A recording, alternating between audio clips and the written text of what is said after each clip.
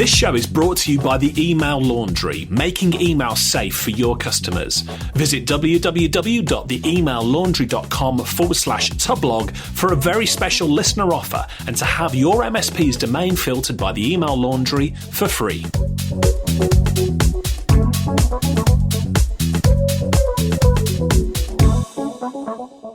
Hi folks, Richard Tubb here with episode 17 of Tubb Talk, the podcast for IT consultants. Now, this episode is a special one. It's not an interview, it's a recording of a presentation. A very special presentation given by my good friend, Craig Sharp of Birmingham-based MSP Abusi. Now, Craig delivered this presentation at the Continuum European Partner Event at the Churchill War Rooms in London. And the reason it's so special, especially to me, is that I was actually due to deliver this presentation. That is until I was knocked over in a hit and run accident. Yep, the day before I was due to travel to London to deliver this keynote presentation, I was bounced across a car bonnet while I was out walking and ended up in hospital. While I was taken out of action for a few weeks, thankfully, there was no permanent damage, and Craig really good at and kindly agreeing to step in and deliver his version of the presentation I created on building a remarkable MSP. So you can imagine, while I'm gutted to have missed delivering this keynote, especially at the Churchill War Rooms, I'm very grateful to be here to tell you the story, and I'm hugely grateful to Craig for stepping in at incredibly short notice to deliver this talk. Craig, this episode is for you, my friends. So now, without further ado, here's Craig Sharp of Abusi speaking about what a remarkable IT business looks like. I am retaining the title of the presentation that Richard was going to give, which is How to Become a Remarkable MSP. The content is slightly different, but the theme is the same, and it was really warming to hear Michael pick up on some key themes that he couldn't have known in advance I was going to use as part of my presentation. He talked about local. He talked about how MSPs are seen as local and as trusted and as advisors. And I absolutely adhere to that. And I can demonstrate it in the presentation, as I'll be talking about people who I've done some work with and who themselves are MSPs, yet we don't see ourselves as competitors. The key reason for that is geography. So Abusi is based in Birmingham, and the people who I'm going to talk about are based in Sussex and on the south coast of England. The geography means that people in Birmingham are not likely to seek out companies in Sussex, and people in Sussex are not going to seek out an IT support company in Birmingham. So firstly, I would encourage you to consider these things when you're talking to people today. We're not competitors in the room. We're people who are sharing the same experiences, and many of those can be passed on, and there are learning opportunities today. The other thing that Michael talked about was change. And he talked about being different, and he talked about embracing change. And the key theme of my conversation with you today is roughly in that area. It's about difference. It's about being different, and it's about making a difference to the people who you service. Coco Chanel, maybe not your go-to person for quotes, and certainly not in the same league as Michael's quotes from the great Sir Winston Churchill. But Coco Chanel seemed to say something that really resonated with me when I was considering this presentation today. In order to be irreplaceable, one must always be different. One of the things many MSPs really strive to be for their customers is irreplaceable. You don't want your customers to think that the service you're providing could be taken from anybody else. Maybe elements of it are similar, but for your customer, that connection, I think, is really important. And so I think Coco had it right. In order for you to be irreplaceable or begin to become irreplaceable, it's worth considering if you're different or if there are differences that you can make to your business. During the presentation today, what I'd like to try and do is talk about maybe there's an opportunity in this room for you to consider yourself, maybe you're a £500,000 turnover business or more, but maybe there's an unrealised £5 million business in the room. Maybe by making some changes or offering some differences, both internally and externally, there may be an opportunity to raise your game. Everybody in this room is a successful MSP. There's always room for improvement, and there are always opportunities that present themselves to be even better than you are. That's really the big difference between being a good and being a great MSP. I'm going to use some examples of that, and I'm going to challenge you really to consider how you might take on board some of these ideas and implement them in your own business. So I'll be ending with a challenge to you personally. But I want to talk about 3 MSPs that have experienced a business change, a personal change, and also a cultural change. There are some lessons to be learned from these, and also there are some really, really striking metrics which can be taken from those examples. We're also going to look at the results that have come from those changes. If you're different, it often offers you the opportunity to be better. And sometimes being different is better than just striving to be better. It also means you can be remembered. There were some recent advert changes from Cadbury, a local company to the Midlands, and of which in the past I have loved very much. As you can tell, their chocolate is wonderful. But Cadbury stopped selling chocolate and they started selling gorillas playing drums on a purple background. Those in the UK will get that. Any Americans, you'll just, what? So Cadbury stopped talking about chocolate and started talking about gorillas playing drums with a purple background. But you now know that that's a Cadbury thing. And there's also been stories recently about how there's been a transformation in road traffic management, another highly excitable go-to subject of mine, where they're talking about taking white lines from the middle of roads because it's been proven that people drive more cautiously and more carefully. These are just demonstrations of how when you do something differently or make a difference to how you have done something in the past, some transformational changes may well be the outcome. And if you're remembered for doing something different, these bring added opportunity. I used to go to networking events, and probably all of us in here have been to networking events in the past. I used to hang a mouse, a corded mouse, around my neck.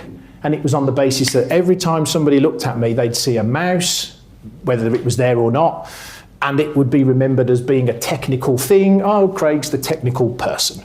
You've just got to do something a little bit different. I like this, I'll let you read the caption.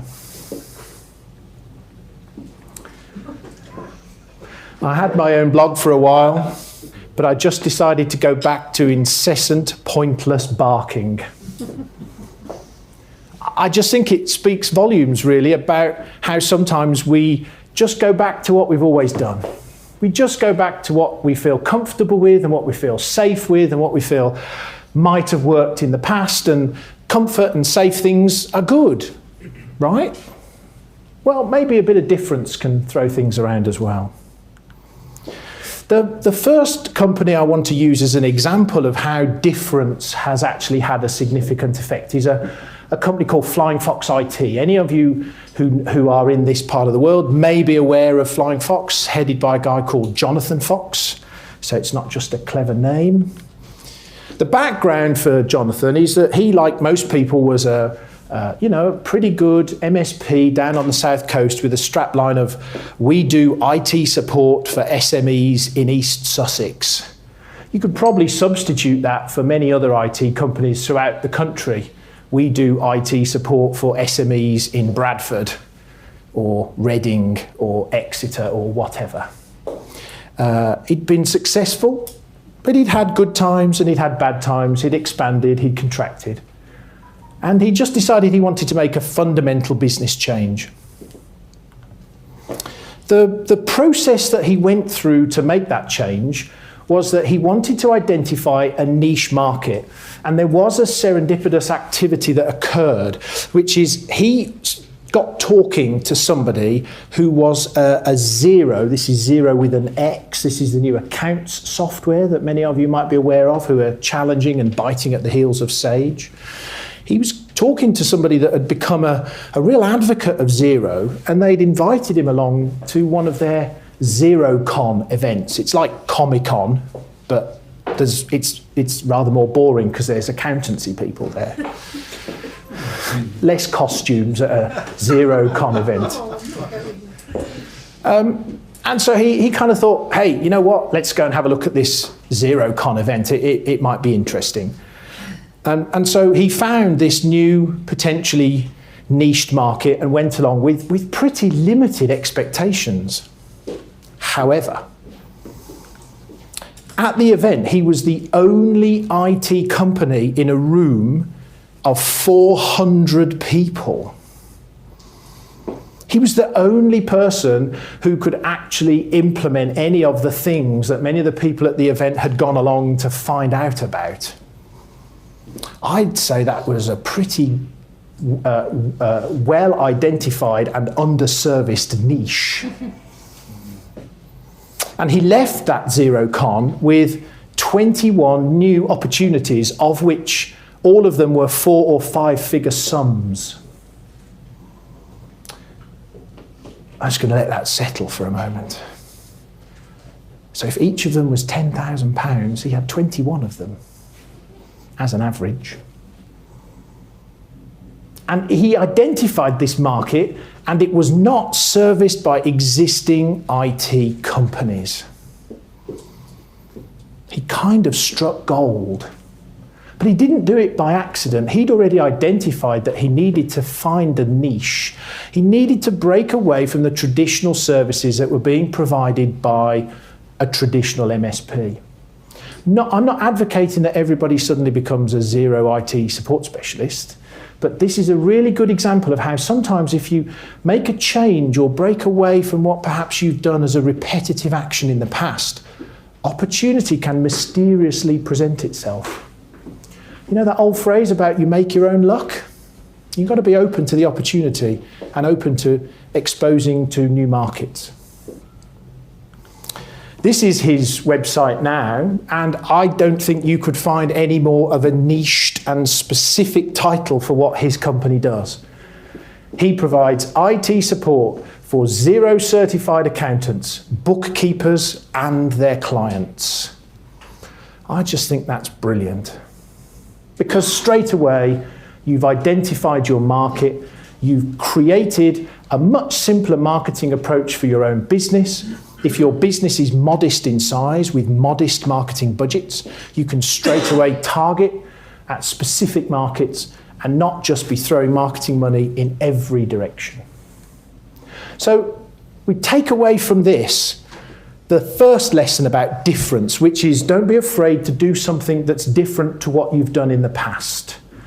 Just because the past has worked, it doesn't necessarily mean it's going to work in the future. And Michael's core theme was the rapidity of change. It was how things change so quickly that often you can't keep up. And so things that worked 5 years ago probably won't work in 5 years' time. What I will add at this point is that there is an allowance for questions at the end, and I would encourage you at this point, if you have questions, to note them down, and I'll be happy to answer any questions about anything I've spoken about or these specific companies near the end. So Flying Fox IT identified a niche, went and looked at it, found it was poorly serviced, made a change in their business. They now trumpet that change on their website. The next example is where someone has done this.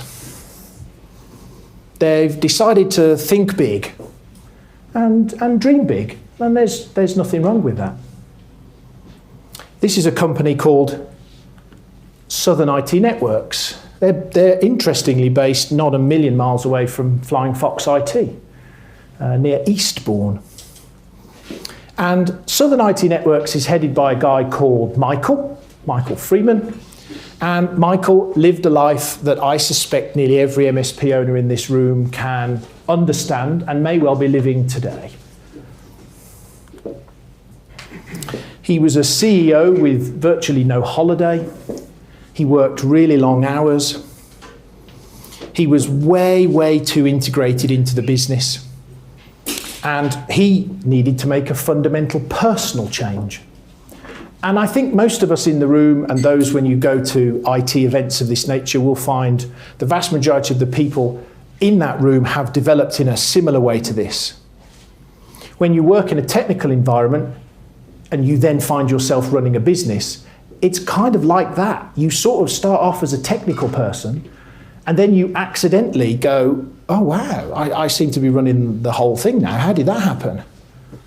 And you kind of work in the same way that you did before. So you just put in increased hours, you just do more.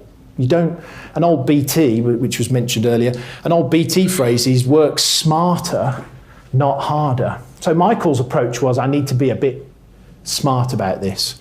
Constantly putting in hour after hour after hour is not going to work. It would probably lead to some sort of health problem, or at least lack of holiday and grief from his wife and his kids and everybody else he knows. So the process that Michael undertook was a personal journey, but it focused very much around himself first. The difference that he made was he did not want to be as integrated into the daily business of his business as he had been up to that point.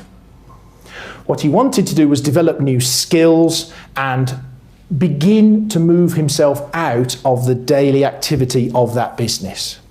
He's not looking at every ticket that comes in. He's not managing every purchase that goes on. He's not getting involved in the daily activity. What he was then able to do was empower and delegate to staff many of the tasks that he had done in the past. It brought about a cultural change within the business, and that cultural change spread to things like deciding to move to new offices. He felt that the offices that they were in were quite modest, and in a way they were a physical manifestation of the modest aspirations that the business had had. And so by being able to think a little bit outside of what he'd done in the past, by being able to make a difference in his business, by leading from the front and by demonstrating that he doesn't need to be so involved, he really made some fundamental changes. The outcome of the work that Michael had done, and that's not a made-up figure. I see you're reading it, but 1,007% profit increase is not a made-up figure, it's a real figure. Phone Michael up later and ask him. He also was able to land a £135,000 new client. And his technical director is now in the process of authoring a book regarding Office 365. Now, that came about because Michael himself wanted to make a fundamental change in his business. He led from the front, and he decided he wanted to be a leader, not a manager. And those two words are often not seen as that different. But I think it's really important to see the difference between managing and leading. If you lead, you have to delegate. If you lead, you can't do everything. If you lead, you need to be able to empower people to make decisions for themselves. In essence, you have to let go. So to make a fundamental change in your business and to allow it to move forward, there has to be an element of letting go. The question and the challenge I put to some of you today is, can you?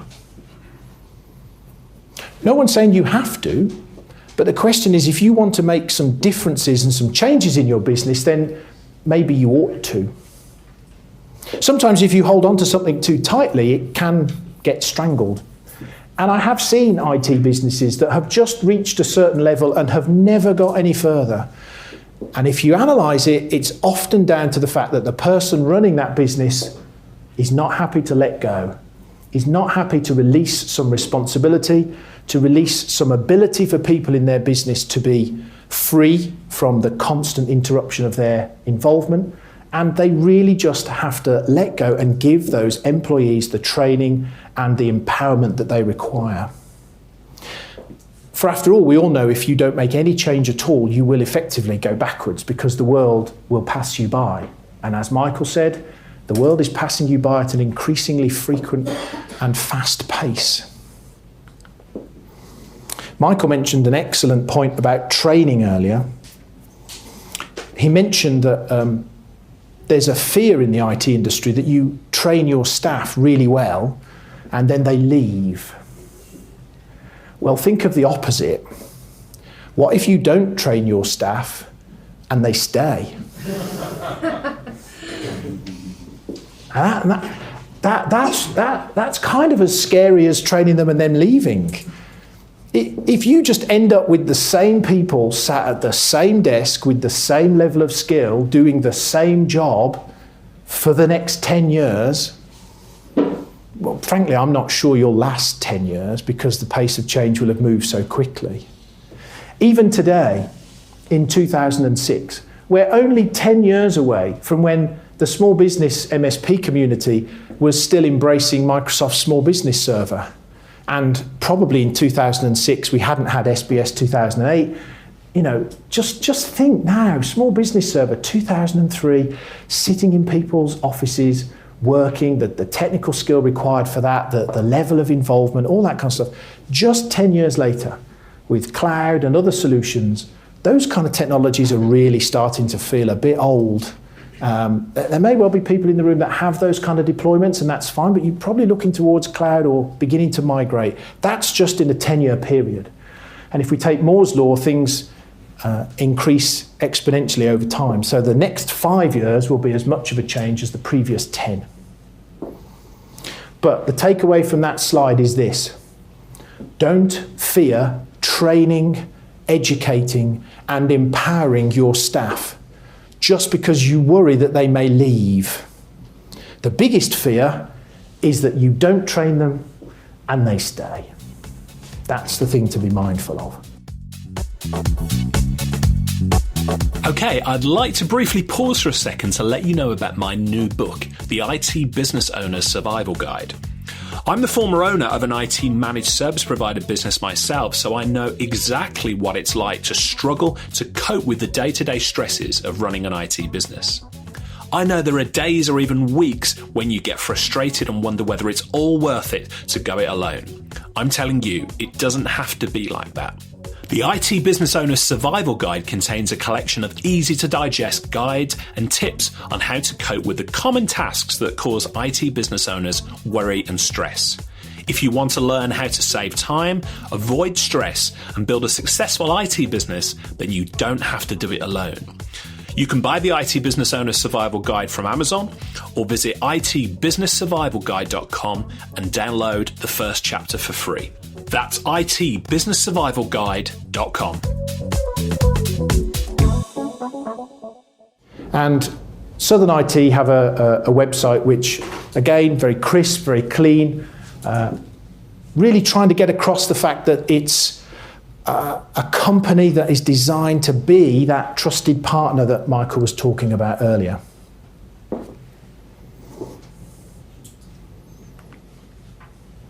At this point, I'm going to be a little self-indulgent and talk about my business.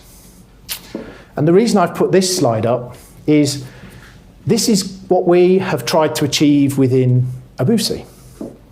We want people to see us more as consultants than the IT guy. The IT guy is a bit of a straitjacket, which we'll come on to in a moment. But this slide hopefully demonstrates that within that role of being a trusted advisor or a consultant, there are many different ways that you can help through knowledge and service and operations and offering solutions. So background to this is that 10 years ago, we were just a guy in the van with a screwdriver who would turn up when something broke. We would fix it and we would go away again and we would charge per hour. And that's kind of what most people did. We were also finding that we were trying to break into new areas, but were persistently being let down by third-party vendors, by other suppliers. You know, the telecoms industry comes in for a bad rap, but you know what? That's pretty justified in my mind. It's difficult to work with partners in that industry, I have found. We had a real desire to expand our services and our opportunities, but we needed to make a cultural change within the business to do so. And the cultural change was based partly around an internal process, but mostly about how we projected ourselves to our potential customers and existing customers. So we sat down and we did some research about where did we go wrong? How had we kind of not managed to educate clients to the fact that we were more than just the guy with a screwdriver in a van that turned up when things went wrong? We really took a fundamental approach around the idea of selling. We stopped selling, which sounds as a terrible, terrible thing to say to people in this room whose role is sales. But one of the things that I've learned from my own business is be less technical, be less sales, people listen to you more. I use my wife as an example. My wife is wonderful. She is a very, very competent, high-level manager in local authority. She's not a stupid person. But I can get 2 sentences into a conversation about my day, and she will go, no, hang on a minute, I have no idea what you're talking about. And if there's one thing, well, there are many things I'd like you to take away from today, but if there's one of the many things, is that what we never realise in this room is that people don't understand what we do. They really don't. And I'm going to let you into a little secret which might rock your world. They don't care. They really don't. They don't know what you do, and they don't care how you do it. They just want stuff to work. Their primary motivation is, do I pay the right amount of money and does stuff work? Because when it doesn't work, I can shout at you and tell you that you're charging me too much money. But as long as stuff works, I don't care how you make it work. So take that away, please, today. Sell less, be less technical, and understand that the client doesn't want to know about gigabytes, megabits, fibre to the cabinet, etc., etc., etc. They want to know, am I going to get fast internet, and can you make it happen tomorrow? And how much will it cost? So we identified this, started being less technical, started being less salesy, tried to bring that into what it is that we were trying to do. And we identified some internal skills that we were underutilising. So we're going back to Southern IT. There were some people in our business that were kind of, maybe sleeping giants is too strong a word, but they were people with excellent skills, both interpersonal and technical, and they were just being underutilised, and we needed to get more out of them. The outcome of this was that we began to become valued more by our clients. And we got to have the most important thing that you need as an MSP. We got to have more conversations with them. The one thing that you want to strive for as an MSP is a conversation with your customer. Because what you don't want is the opposite. Hello? Oh yeah, hi Phil, how are you? Yeah. Oh, you've brought a new phone system, have you? Yeah, okay. And that, an IP phone system, so you need, okay. You kind of can fill in the rest for yourself. What you don't want are customers phoning you up, telling you that they've sat with people and made a decision about a really complicated technical investment, and you've not been part of that conversation. Because straight away the clock ticks and you're playing catch up. How am I going to make this work? Because remember, technically, the people don't care that have just bought this product, how it works. They don't understand how it works. They just want it to work. And they will have said to the technical salesperson that has sold them it, don't worry, we've got a great IT guy, he'll come and sort that out. You need to be involved in conversations. If you don't sell, if you be more consultative, if you're less technical, you can get involved in conversation. That allowed us to build stronger business relationships with the business owners that we worked with. And so began this self-perpetuating cycle. When you build those stronger relationships, when you engage more with the people that you're servicing, when you have those conversations, you can build a better relationship with them. And we started to say that we were integrated into their business. Their business success was dependent upon our ability to service their requirements. More business advisor, less IT guy or gal.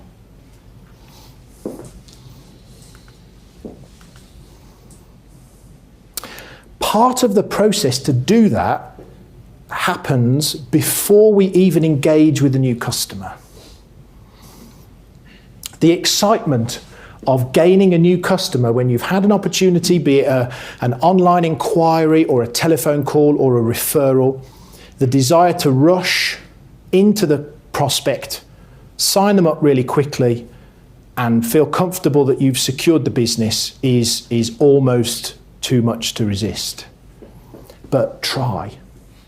Because that period just before you sign them up is the most valuable opportunity that you get to define how you want to work with them. But it's also the most important time that you can explain to them how you'd like them to work with you. And I will be honest and say that I visited prospects and declined the opportunity. Gasps from the salespeople in the room. How can you decline it? It's really easy, because you look at them and you go, you're going to be an absolute nightmare.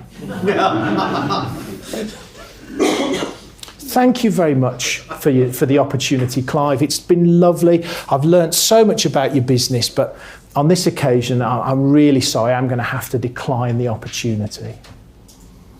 Now, a couple of things will happen. Firstly, more often than not, they don't care. Remember the thing I said earlier? They don't care. The reason they don't care is because you'll be one of 7 people they'll be seeing that day. They probably will have already made a decision based on price. And in my book, if you're making a decision as a service purchaser based on price alone, then you're definitely not somebody I want to be speaking to. And so they'll just go to the other 6 and go, which of you is the cheapest? I'll buy you. Thanks very much. Problem solved. Michael, sorry to keep referencing you, Michael, but I think it's important. Michael said earlier about how it's important to build the relationship. It's important to be seen as trusted. There's nothing more trusting than declining an opportunity. People will remember you. And if they go to a partner that doesn't offer very good service, that was cheap and easy at hand, and it doesn't work, they might phone you back later, and then you can have another conversation with them and see whether there's anything you can do to kind of meet in the middle. But it's important to explain to people when you first engage with them that you want to be their IT partner, that you want to talk about things that are ongoing, that you want to invest in them, that you want them to understand that what you're there to do is take away the daily drudgery of their technology problems. And I want to be as broad as that and to not focus solely on IT problems. Because nowadays, with bring your own device, with voice over IP, with cloud-based services, you are going to get involved in conversations that aren't just about network infrastructure, PCs and laptops. That's a really small part of what we do on a daily basis. We'll always have the problem of Maureen in accounts who can't get the printer to work. That's always going to happen. Maureen in account. I use Maureen in accounts as a go-to person. I bet there's every company in this room has got a client that's got a Maureen in accounts. He's just a kind of ordinary kind of person. And you can picture what that person is. Or it might be a Derek in accounts if we're not being gender stereotypical. But they'll always phone up with a printer problem, and it's usually because they haven't closed the lid properly. It's something really simple. That stuff's going to happen, and there are ways in which you can try to reduce the cost of support. But what you want to do is not be seen as just the people that do that. You've got to have conversations. You've got to be different to the people who are possibly in your same market sector. being in Birmingham, there's a lot of IT people. We've got to try and be different to them. So the benefit of taking that approach, the benefit of saying to people, we want to be in conversation with you, we want to be your partner, we want to invest in you because your success is our success, has allowed us to do some things. One of them is this conversation that's been going on in the industry for a number of years about the convergence of voice and data. And everyone's talked about it, and some people have done it, but not that many have. We have 70% of our clients who have a voice over IP system which is installed and managed by us. You can see that I don't really get on very well with telecom partners because we've kind of taken all their business away. If you own something, you can manage it better. If you own something, you can improve it for someone in a more straightforward way. If you own and manage something, the customer sees better value from you as the partner. Managed print companies are coming to this quite late. Managed print companies are knocking on the door of people like us because when they go and put a photocopier or a selection of printers into a business, they have an opportunity to touch about 5% of that customer's technology spend printing. Managed print companies want to get involved in voice over IP, IT support, broadband services, network infrastructure. And so there's a growing trend, I don't know what it's like in the US, but in the UK, of large managed print companies going around buying up small IT companies. And they do it so that it allows them a greater opportunity to have a share of the spend at any given customer. But you can do that. You can build those relationships, you can have that conversation. And I appreciate that I have just decried an entire sector of businesses that are involved in telecom. But if you don't have the skills in-house, find a good partner and partner with them and build those relationships with your customers to say, we do more than just look after your computer and Maureen in accounts printer problem. We do this and we do that and we can do all of these things. It's all about demonstrating that you are no longer a commodity service. If you're a commodity service, you can be replaced tomorrow. So if all you do is offer a bit of reactive IT support, there will always be another reactive IT support company down the road that can do what you do for probably 5% cheaper. If you're a trusted advisor, if you're somebody that's having conversations with customers, if you're getting involved in early decision-making processes, that's a relationship that's really, really difficult to break. I'm not saying you won't do anything that might make that happen. You could just end up doing something really unfortunate and catastrophic, but hey, these things can happen. But I'll give you a tiny example, and this, I can't tell you how warm I felt when the phone call came through, because it demonstrated everything that I've just described. We have a large telesales company, 25 people, based in the centre of Birmingham, and I got a call on a Thursday afternoon. Hi, Craig. Hi, Richard, how are you? Yeah, I hope you don't mind me asking, he said, but we're thinking of moving offices. Oh, no. I hope the next sentence isn't, and we're moving next Tuesday, because I've had that as well. But we're going to look at a prospective premises tomorrow, Friday afternoon. I wondered if you might be available to come with us and offer your expertise about what's missing, what we might need, and what we might do to make it work for us. I put the phone down and skipped through the office like a young lamb, which I won't demonstrate here. Now that was so heartwarming to me. Clearly I need to get out more if that really excites me, but it was just really good to know that the customer understood what it was that we can do for them and wanted us to get involved at an early stage.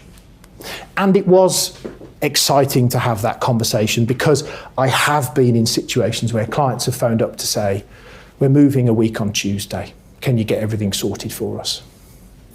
I'd rather have the first conversation than the second conversation.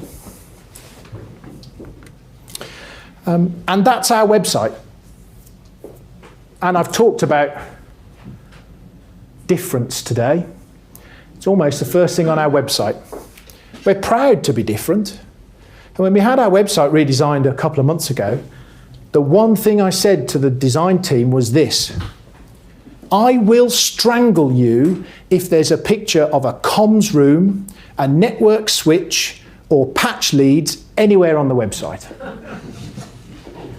And there isn't. There's thought-provoking, sensible, I think quite clever ideas on the website. And we promote the difference. We promote being different. So at this point, there's a really dull slide which asks if anybody has questions, as it offers me the opportunity to have a drink. Does anybody have any questions? It's all right, I'll only ask you to come up to the front and address them to the room, so don't be afraid. Sir, man with the black jumper on. Yeah. Could be anybody. Do you charge for seeing the customer, or do you build that into part of your IT services? I never charge to go and visit a customer. I certainly never charge to go and visit a prospective customer. And we take a view, again, maybe no one's ever explained this, but this is something which I say to customers, so I'm never afraid of this. If you offer an eat as much as you like, Monday to Friday, 9 till 5 kind of service, then the rule is you've based that cost on the size of their IT estate. The bigger they are, the more you pay, the smaller they are, the less you pay. Which means every time they call you, you are losing money. So actually the trick is to try and reduce your cost of support to the point that the calls that come in are either very, very serious or, relatively low level and conversational. So what we try to do is make sure that we're so proactive that most of our engagement with the customer is not, can we fix this? Can we solve this? Can we deal with it? It's more, can I have a conversation about, here's something I've noticed. Would you like to see if there's a service we could help you with that? And there's a myriad of things which gets your foot in the door, but there's a lot of compliance issues with legal and financial people, email signature compliance, archiving compliance. These are kind of really, okay, they're quite dull conversations, but they're still important to the customer and they're fee earning. So what you want to do is less more in an account printer problem and more, can I have a conversation about fee earning? And then to build on your question, you build a cost into the service that you've then had a conversation with them about so that you don't charge to have the conversation. Hopefully that answers the question. Anybody else? It's always good when you give a presentation and it's so well received that no one has any more questions. So I'll let you thank me later for allowing you to have your lunch slightly earlier, but I'll finish with a slide before we finish to summarise what we've spoken about, really. So the lessons that we take from today's presentation. I apologise, I led you to think we were about to finish and you've had to stand up. Sorry. Being different is good. What you want to be worried about is being the same as everybody else. That's what you want to worry about, not being different. Bland, well, broad is bland. If you try to offer too many things, you'll just get lost in the mix of everyone else offering everything too. Remember Flying Fox? How niche can you get? 0 certified accountants, partners and clients. Think about being specific and niche and not broad and generic. And in terms of Southern IT, lead from the top internally and show leadership. There has to be somebody that ultimately takes the reins. And if you have a vision of what you want to do, drive that vision forward. Doing nothing, frankly, is not an option. You have to be able to realise that change is required, embrace the difference and move forward. Yes, there will be waves. Waves will be caused. Michael made a point about saying that technical people often fear change and they don't want to relinquish responsibility. But it's amazing how transformational it can be when those two things do happen, and if they're managed correctly, quite a lot of positives can come out of them. And seeking help and seeking advice is not a weakness. I'm not a bad swimmer. Might not look like a swimmer, but I'm not a bad swimmer. If I decided to swim the channel, I'm not just going to rub a bit of goose grease on and crack on from Dover beach, I'm going to need a support team. I'm going to need a little person in a boat going alongside me to make sure that I'm okay. That's the sort of analogy I use. There's lots of things that you do day to day, but when you want to embark on something that's new and different and a bit bigger than normal, maybe you just need someone to help you there in the little boat at the side, going along with you, just to make sure you reach the other side, and then when you've achieved the goal, they can drop away. So my challenge to you is this. What are you going to do next? What is it that you can do to make a change in your business? Doesn't have to be big. Anyone know how you eat an elephant? One piece at a time. Challenge yourself today to make a difference. And to finish with, if you've liked that presentation, my name's Craig Sharp. If you haven't, my name's Richard Tubb. Thank you very much.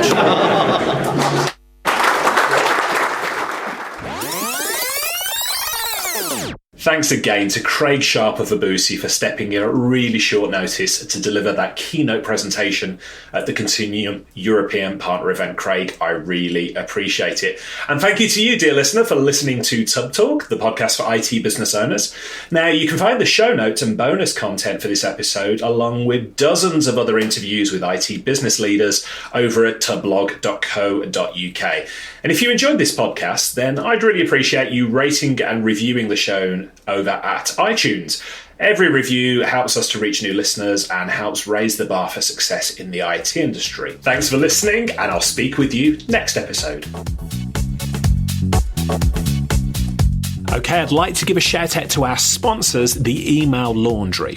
The Email Laundry combines security services with your customer's preferred email service to give them a truly enterprise-worthy email system. Well, what does that mean?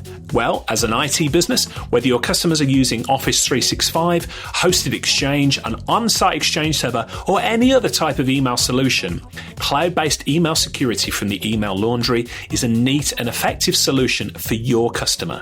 It will block spam and virus email with an impressive catch rate. Put simply, when your customer's email server is protected behind the Email Laundry, they'll thank you for the security it offers them. Now, the Email Laundry are offering free email security for your own domain to all listeners to this podcast. All you have to do is to sign up for a free partner account through the special listener URL www.theemaillaundry.com/tublog. Use that link to have your own domain filtered for free for 1 year. And there's more to this special offer. If you bring on board 100 paying mailboxes during your first 6 months, the Email Laundry will give you your own domain for free for another 12 months. So that means 2 years of the Email Laundry service for your own domain for free. Sign up for the Email Laundry now using the special listener offer at www.theemaillaundry.com/tublog. Hey team, this is Richard again. Just one more thing before you take off, and that is MSP Insights. Now, every Tuesday, I share my thoughts on the business of IT with you, the managed service community. Thousands of managed service providers already subscribe to MSP Insights. It's easy to sign up, easy to cancel. MSP Insights is basically a short email from me every Tuesday without fail with advice on growing your IT business, plus cool resources I've found, discovered, or started exploring that week. It's kind of like my diary of cool things, and often includes articles or books I've read, tools I've discovered, and events I think you'd be interested in, often sent to me by my friends and Tubb Talk podcast guests. So, if that sounds fun, a short tiny bite of MSP goodness every Tuesday, and you'd like to try it out, just go to go.tubb.co/Tuesday. That's go.tubb.co/Tuesday. Drop in your email and you'll get the very next one. Thanks for listening.